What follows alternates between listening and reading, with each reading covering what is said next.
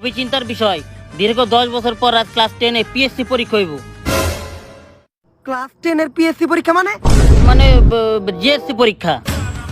GSC পরীক্ষা মানে এই হালা মোর ঘরে প্রিন্সিপাল বানাইছে কেরা? মানে এসএসসি পরীক্ষা হইব।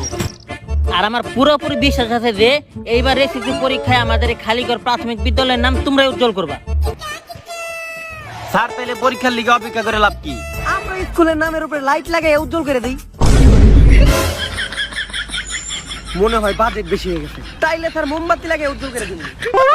থাম, আমি এই দীর্ঘ 10 বছর তোমাকে যা পড়াইছি, আমার মনে হয় না পরীক্ষার হলে তোমাকে পিছে ঘুরে তাকানোর প্রয়োজন পড়বো। স্যার যদি পিছনে সুন্দর কোনো মেয়ে বসে তাও না। কি পড়াইছেন আপনি? এই 10টা বছর আপনি কি পড়াইছেন? পড়াইছি কাজলা দিদি কবিতা পড়াইছি। ওইটা তো ক্লাস 3 এর পড়া। তারপর ওকে ধরেন সে দেখি, ওকে মধ্যে কেউ পারে নাকি? ধরেন ধরেন। আমি জানি আমার ক্লাসের সব থেকে ভালো স্টুডেন্ট তুই, আর তাই তুই পারবি। কসে কবিতাটা ক। বাঁশবাগানে মাথার উপর চাঁদ উঠেছে ওই। ওয়া ওয়া ওয়া ওয়া। হালার পহলা আমি কবিতা কইতাছি, শায়রি না।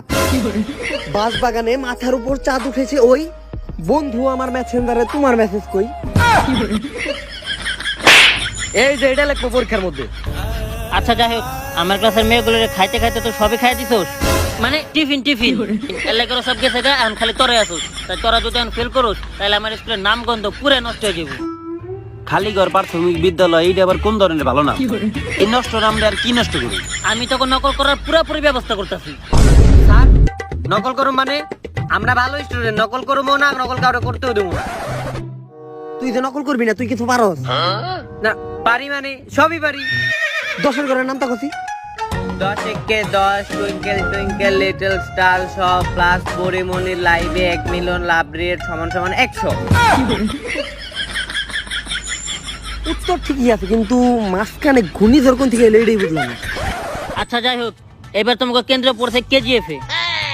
কেজিএফ মানে? স্যার অনেকক্ষণ ধরে আমার পিছন চুলকাইতেছে, নিশ্চয়ই কোন একটা অঘটন ঘটবো।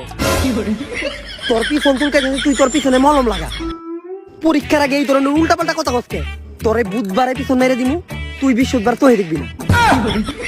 এই সব কিছু হলো অন্ধবিশ্বাস, আর আমি অন্ধবিশ্বাসে কোনো সময় কান দেই না।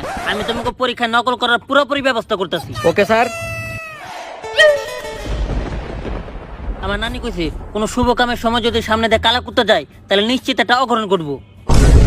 কিন্তু স্যার আপনি এই জায়গায় কালা কুত্তা পেলেন কোনে? পরে দেখি কি তোর মানুষ মনে হয়। ওর থেকে একটু সাবধানেই থাকতে বলেন, যে কোনো সময় আমাকে চিড়িয়াখানায় করে দিব। ওই কালাম, জি স্যার। আমার সামনে দিয়ে কালা কুত্তা গেছে, আর মানে নিশ্চিত একটা অঘটন ঘটবো। এই বিপদ থেকে আমাকে একজনই রক্ষা করতে পারবো। হ্যালো বাবা। বাবা তো এই বট গাছের নিচে বইতো, বাবা কই গেল? এই বৎস উপরে টাকা। বাবা আপনি উপরে কি করেন? জীবনে একটু উন্নতি করা দরকার।